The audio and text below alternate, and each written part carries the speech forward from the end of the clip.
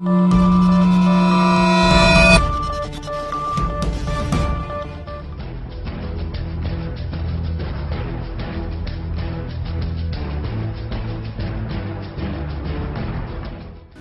banda alas 9 gid siya na panghitabo gyud sa buntag na naiduha ka buto akong nadunggan gikan sa buntod.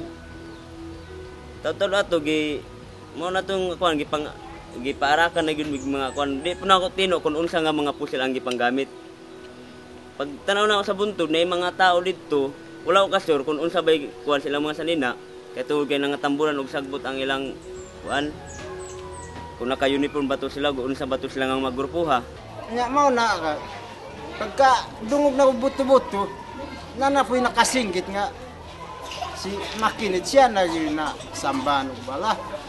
Daghang tao siya pag yun na sambahan og bala. Tataw nanay usa ka bata nga gidala dito sa kuha nga sir ang bata naigo sa tiil diri gyud sa bagtak dapit.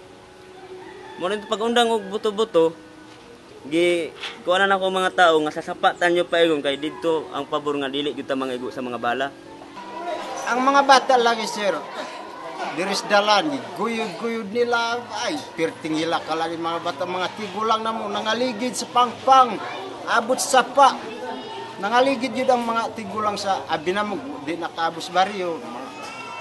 Maunsa na kay tigulang ko di nakalakaw. Nya kinipong nagdala, way kaya. Abi na kung dito nila ibilin sa dalan ang mga tigulang. Ang nagbuhat ani si Juan jud sa Lusad Butsoy. Butsoy gid ang nagmasakir na jud sa amo, gimasakir gid mi.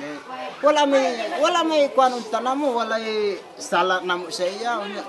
Ang gusto namo sir nga kana si Butsoy unta dili madugay madakpan unta na siya wa kay kami makaluluy gid. Kay pagka kuan kanang ni tandi madakpan sa Butsoy kami gyud kuno balikan media ug daon lagi kuno ang among sitio di og di madakpan sa Butsoy.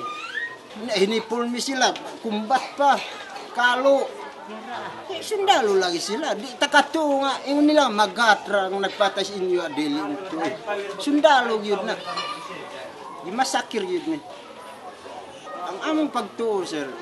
Wag lain nagunit sa ila, gobyerno lang yapon. Sweldo gud nawi sweldo nila. Asa man sila mo kubra og asa sila mo dawat sa ilang sweldo dili nga gobyerno.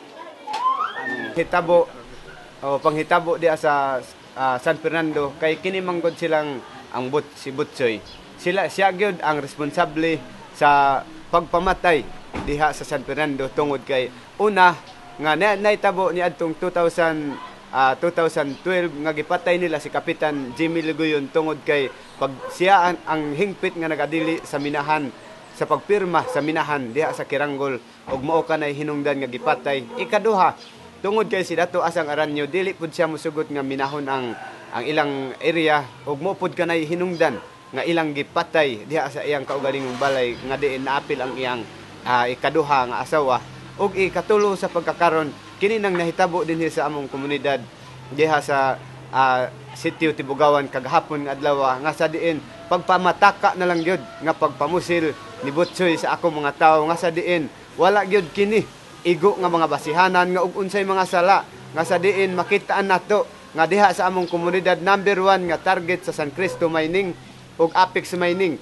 nga sa diin ngano kini nga hinungdan nga gipampusil tungod kay hinay-hinay kami nga mga lumad palayason diha sa among komunidad kay aron wala nay gababag nila sa pagmina. Mismo usa ka chairman sa organisasyon nanawagan nga unta aksyonan na sa gobyerno tungod kay kini si Butsoy dugay ra kini nga naghari diha sa Kiranggol tungod kay una nganong dili man kini madakpan sa gobyerno tungod kay ang gobyerno nakit-an nato nga moingon sila dili madakpan si Butsoy pero makit-an man gid nato nga anaa man diha kanunay gauban-uban ang 68 IB ug makit-an pa pud nato og diin si Butsoy sa Kiranggol naa pud diha ang detachment sa mga kasundaluhan.